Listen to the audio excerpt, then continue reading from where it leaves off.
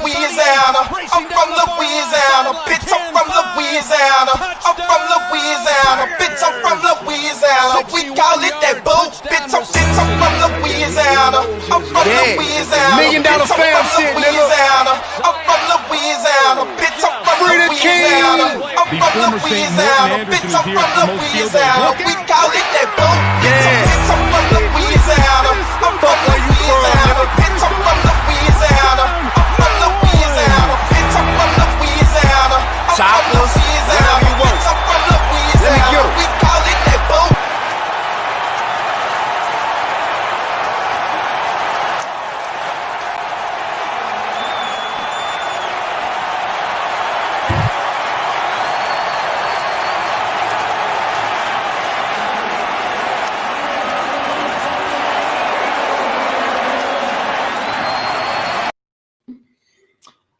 How's it going, folks? My name is Sean Militello, and welcome to Off the Dome Sports. Man, what a day for LSU football, and I mean that in a bad way, of course. We lose to Missouri 45-41, and wasn't so pleasant to watch. I was at work all this morning, so I couldn't get to watch. I had to keep up with the ESPN app with the game cast, and it was tough to watch, man. I mean, just even from the phone at the game cast and looking at us getting into the track meet with Missouri. This is a team was without 3 of their starting wide receivers. And we get in the track meet with Missouri, a team we probably should have beat by 20 points or more, just like we did to Fandy. But anyhow, that wasn't the case today. We lost to Missouri. Make sure y'all guys give a like, subscribe, follow, share the post. I know I'm going live on Facebook, YouTube, Twitter. Give me a retweet on Twitter, favorite, whatever. Show some love. Give me y'all's guys' thoughts as well. Give me your thoughts on the game, how you feel about the team, how you feel about LSU. Do you want to fire Bo Bellini? I think a lot of people's on that boat right now. I'm not on that boat just yet. You know what? I think I've came to a conclusion. I think I'm just going to toss this year in the trash can. We won the national championship last year. 15-0, and we lost 14 to 17 starters. Some to the draft, some to opted out. So I mean, young team. New coaching staff. We lost a lot of the coaching staff. You look at it. Let's just go ahead and toss this season in the can. Let's just focus on what we need to improve as a team. Because these guys are young, That's why this is what I really want to see. I want to see improvement out of these guys. Miles Brennan, I absolutely just shitted on him the first 2 games of the season. He looked good against Vanderbilt, but it is Vanderbilt. And he looked very good. He looked a whole lot better against Missouri. I know it's Missouri. And that's a lot of things people don't get. We played Missouri today. So a lot of people look good against Missouri. And a lot of people looking good against us because of the horrible defense. But anyhow, Miles Brennan looked sharp today, and that's why I want to start off with Miles Brennan. He's one of my pros for today for the offense. He looked sharp. He put the ball right in the breadbasket 9 out of 10 times. Lucky he had Terrence Marshall. Terrence Marshall was an absolutely monster today. Absolutely just beat anybody that tried to cover him. There's no way the Missouri was going to stop him. Gilbert saw some action today, which I was glad. Gilbert actually had 6 receptions for 97 yards. So he's getting more involved in the passing game, which I think he should. I don't think we use him enough. And as a receiver, I think that you try to use him sometimes as a blocker. Just let the guy be a receiver. That's what he is. Terrence Marshall had 11 receptions, 235 yards, 3 touchdowns. Other than that, you got Keyshawn Butte out of those after those two with 5 receptions and 49 yards, and then Racey McMath with 2 receptions and 24 yards receiving. So outside of Marshall and Gilbert, really not much action going on. That's actually one of my cons of the offense for today. When you play against these tougher opponents like we're fixing to play Florida, I know they just lost to A&M. They're still a good team, man. Sometimes you're not going to have the luxury of Marshall just absolutely dominating the game because you're going up against better talent. You're going to have times where you're not going to see Gilbert as open as a lot. He might get strangled by some of these Florida defensive backs or Alabama or your Auburn's. So somebody's going to have to step up within the receiver core. Is that going to be Keyshawn Butte? Is that going to be McMath? I know Kirkland had a big game last week, but it's like it was against the Vanderbilt. He was irrelevant in today's game. Somebody's got to step up out of this receiving core. The third guy. Honestly, it's really the second guy. Gilbert's a tight end. He's not even a receiver, listed as a wide receiver. Yep, that was my 3 pros. Miles Brennan, Terrence Marshall, and Gilbert. Looked fantastic today. I was really pleased with what I've seen from them after going over some of the highlights of today's game. Miles Brennan now, like I said, I know I wasn't high on him the first game or two, but he looked solid in today's game. Terrence Marshall is the number 1 wide receiver of this team. Now we look over the cons for the offense. 0 for 10 on third down. Come on now. Bad play calling. This is where it comes on the coaches. What was that on the goal line, man? And I don't believe in mostly running what they're doing is a shotgun RPO type offense. That's mainly what they were doing. You don't really see the quarterback get under center. You'll never see another back in the backfield unless you see a tight end shifting over. It's always going to be single back, and most of the time it's always going to be out of the shotgun. And I think the players we have on this offense do not fit this scheme. I think at times we need to be more balanced. Obviously, a run couldn't establish a run game in this game is a con. I also wrote down here. Absolutely ridiculous. 49 yards of rushing. I mean,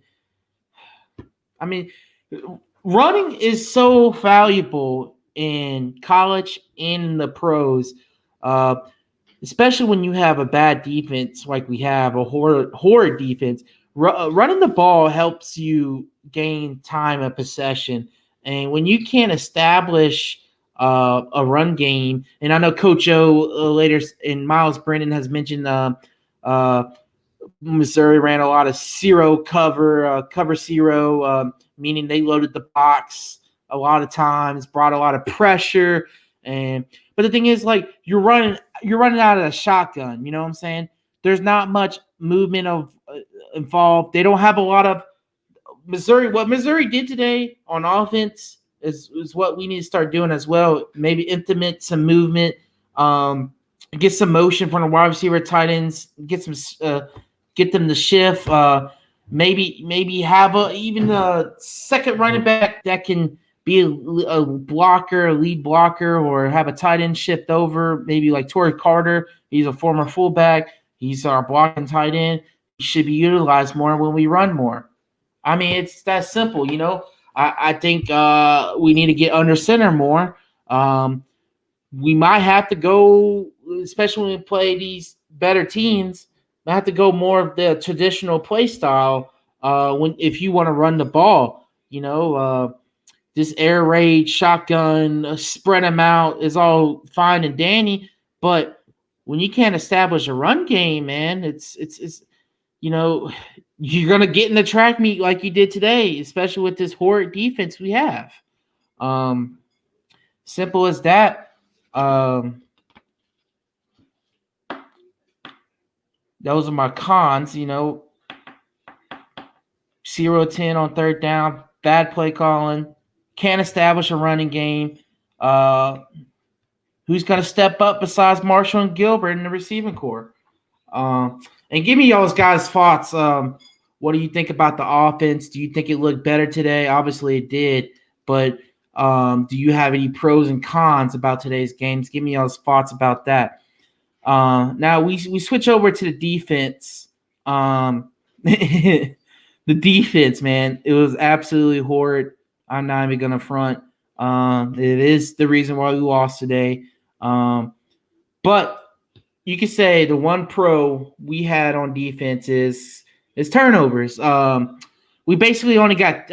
I was looking on ESPN. It says we got 3, but when you go over in the highlights, we actually only had 2. Because the third fumble Missouri had, they recovered it, and right after that, they kicked the field goal. So I don't know why they said 3 turnovers. I'm not sure if we had possession of it when we recovered the ball and we might have fumbled it. But if that was the case, we would have a turnover too. So I don't know how that works. But the first 2 fumbles, the offense scored 10 points from that. The first fumble, the very next play, Miles Brennan throws a touchdown pass to Gilbert, I believe. And then the second fumble, we kicked the field goal. So that was 10 points from the defense. And like I said, from the Mississippi State game, we had a touchdown for one of the turnovers, and we also had 4 turnovers total. So as long as we're getting turnovers on defense, that's always a positive sign. It's just I think sometimes the coaches, Coach O, and is gonna have to come up with a better game plan for now on to adapt to your horrid defense that you have. I don't think firing Bo Pelini is going to solve anything. Obviously, the blown coverage, the missed tackling, which was awful. It looks like they weren't even trying out there, to be honest with you. No communication at all between line. There was communication, but they weren't listening. They weren't listening to each other. They weren't communicating well. The defensive line struggles, man. Besides Ali Gay, the defensive line struggles. They really do. I think we're missing Tyler Shelvin a lot. Justin Thomas was supposed to be a starter for us. We're missing him too. So guys like that, we're missing a lot. They are run stuffers, and Missouri had a lot of misdirections. As Coach O pointed out, they had a lot of misdirections when they ran the ball. They had a lot of motion going on in the offense, confused us to death. And honestly, if that was the case, I think that falls on the coaching. They did not prepare this defense to play Missouri at all. It almost seems like they were going to come into Missouri and just run over them like we did against Fanny. And honestly, I don't think we even ran over Fanny. Just Fanny was, they just are that bad. You look at the total stats. Missouri had 586 total yards to LSU's 479. Missouri had 406 passing yards. LSU had 430. Miles Brennan threw the ball 48 times and only completed 29 of them, which is about a 60% completion rate. Not bad for a guy. And we had 9 yards per pass, only 49 rushing yards. I just can't get over it, man. You got John Emery, which only carried the ball twice, and Chris Curry carried the ball 5 times. Ty Davis-Price had 9 carries. I believe most of that came in the second half. He had 9 carries for 38 yards. Coach O said something about how they're running cover 0. Missouri was. They're loading the box. And then they started calling the outside zone runs with Ty Davis-Price, and they were having a little success with that. And he admitted that he should have kept to it, Don't be like Sean Payton. Don't be stubborn to run the ball. I think Coach Insminger has to be real with himself right here, because this is not the same team as last year. Don't get me wrong. I think the offense is just as talented as it was last year, but they're not as good as executing, and that comes with experience. They're not as experienced, so of course they're not going to execute like we did last year. We had a lot of experienced veterans on that team. Joe Burrow is one of them. Claude was experienced. He's been in the system for 3 years last year. Jamar Chase was experienced wide receivers. Justin Jefferson was in, all veterans, So you're switching to a younger, still talented, maybe even more talented. I'm not going to go as far as some people I've seen on Twitter said Miles Brennan is better than Burrow. I don't know about that, but we are just as talented as we were last year. It's just they're young, they're still learning. The offense is just going to get better. I think once the year goes along, we're going to still have some rough patches, especially when we play teams like Florida, Alabama, A&M, those type of teams. We're still going to struggle against them. But as the year goes down, I should expect improvement from this offense, and the offense should be ready to go next year. Hopefully, I think Terrence Marshall's a junior, I believe, so hopefully he comes back. That way we'll have a Marshall, Gilbert, Butte combo going on right there. Obviously, Miles Brennan would come back for another year. So, I mean, you look at it, it's a very frustrating loss. Obviously, the defense was horrid.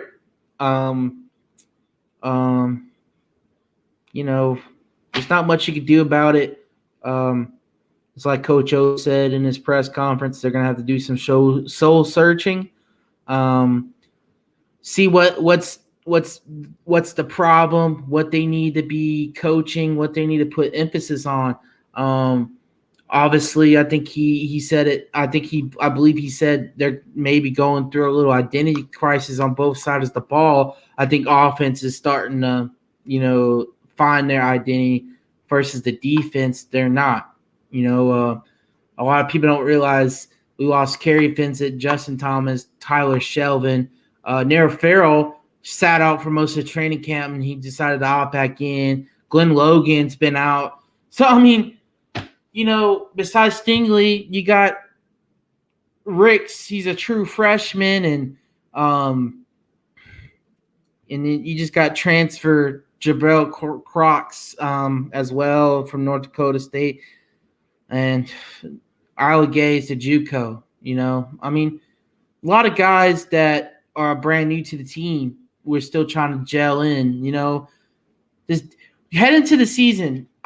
This is what I don't get. You head into the season, this defense, we know this defense wasn't going to be good. They weren't good last year. Then you lose all these veterans, Patrick Queen, Fulton, just a whole bunch of them. I mean, probably half the players we lost to draft were probably defense. And to be honest with you, we weren't even that good last year on defense. We were okay. We were in the top 50, They did his job. They did enough. But you go to a completely, I would say, new defense, new players, and you switching it over to a new system from a 3-4 to a 4-3 defense, and you got all new players just about across the board. Stingley, yeah, he was a starter last year, but he's the number one guy now. Last year you had Fulton. Fulton was the number one guy at corner. He's still learning how to play as a number one corner, as him on his own island. You got guys like Ricks. He's a true freshman, still learning. He's starting on the other side of Stingley, and then Flott. I don't know what Flott's doing, man. I was very high on him. I think he's having to cover in a lot of slot action, something that Kerry Vincent would be doing right now. Stevens, he had a lot of missed tackles today. As a leader, you're supposed to set an example on the field. He did not do that today. Guys like that, Todd Harris, had him a bad game. overall the defense is just not good. It's just talent-wise, it's not there. I mean, they have potential, but talent-wise, it's not there like it is on offense. Talent-wise on offense, I believe, with the right coaching and the right steps of getting better, the offense could be the one of the best in the country again. The defense has got a long ways to go. It starts with recruiting better as well. I don't know what's been going on, but we got to recruit better on defense as well. We don't have much depth on defense. I don't know if we focus on the offense of recruiting the past few years, which we did. That's why it's so talented. I think we forgot about defense, and it's weird because Ogeron's a defensive guy. So you figured, and he's a D-line guy for the most part, so you figured this defense would be stout. Bo Pelini is a hard-nosed coach, and you figured it would be stout, but it's not. It's looking really bad, and they're gonna have to improve. They're really gonna have to prove, and offensively, we're gonna have to game plan. The work with our defense. It's gonna have to go hand in hand. If it doesn't go hand in hand, then you're not working as a team. I don't think a lot of people realize that. Yeah, offense might have did enough to win, but do they really help out the defense? Do they really control? We haven't led a time possession all year. Mississippi State beat us in time possession. Vanderbilt beat us in time possession. Missouri beat us in time possession. We got to control the time of possession. Get our defense off the field. The less they're on the field, the less we got to see their horrid defense they provide. The more they're off the field, the more Bo Pelini can talk to them and get them in the right position to play against the team we're playing that day. Better game plan. Overall, the bigger picture is this is a rebuilding year. I was wrong. I thought we were going to be reloaded. That's not the case. We are in a rebuilding year. I would be happy if we just come out with a winning record, 5 or 6 wins. If not, that's okay. I'm giving Coach O a free pass this year. If we come out of this season with 2 or 3 wins, I don't think a lot of people would say that. I think a lot of people would be already calling Coach O's head because you know how LSU fans are. We're one of the most fair weather fans in the country. So you look at it. This is an off year. It's going to be painful to watch, but I expect us to get better at the end of the year. If not, then there's going to have to be some changes. There's going to have to be some changes. With Coach O, a philosophy with his coaching staff, he's going to have to bring guys in that are for real, So we'll see. He's going to have to be real with himself. Get off that national championship high. It's over with. We won the national championship last year. Let's get over it. We need to focus on this team now. We got the talent on offense. The defense needs a lot of work, obviously. So let's do it, Let's come out. And I believe Alabama and Ole Miss is going through a tight game right now. So, the SEC top to bottom this year has been really good. The only team I would say that's been awful is Vanderbilt. Honestly, you can make a case LSU has been the worst team in the SEC as far as performance-wise. But we know we aren't the worst team, especially talent. We're probably, especially on offense, one of the better talented teams in the SEC. We just got to go out there and execute, and it starts with coaching. How's it going, Mr. Barry? He gives a heart crush. Yeah, it was heart crushing, but I think we're gonna have to live in reality, Barry, and think about what we need to do with these young cats. Because a lot of these guys are gonna be on the team next year, so we're gonna return a lot of guys. So we gotta face the facts. This is a rebuilding year. Didn't think it was gonna happen. I thought we were better than that, but I was wrong. We're going to see how it goes for the rest of the year. We got Florida next. They just came off a loss against A&M. So we still have a shot. I said if Florida would have lost to A&M, if Florida would have beat A&M, I think we'd have no shot, to be honest with you, because Florida is a very good team. Kyle Trask is absolutely amazing. Pitts, their tight end, is something Gilbert's probably going to be like either this year or down the road. Pitts is amazing, man. I would love to see him in a New Orleans Saints uniform next year. He's a incredibly great tight end. He's a receiver tight end. So Florida's a good team, man. I think A&M just got the best of them. Jimbo Fisher is out there trying to save his job. He's on the hot seat. So we'll see how it goes. It's going to be at Florida. I believe they're going to have a lot of capacity. They should be at 75%. So it's going to be a tough game. The coaches have their work cut out for them. The defense, I think the goals for the next game, the defense doesn't have to go out there and shut down Florida. They're just going to have – I just want to see competitiveness. Because what we've seen out of the defense in I would say week 1 and today, there was no competitiveness. And I think that comes from not preparing these guys. Because when you don't prepare these guys and they get beat, in coverage, or they're not providing the right pressure to get to the quarterbacks, or they're not following their assignment, they lose confidence. And eventually they just start to give up. And that's how we got in the track meet, So I just want to see competitiveness.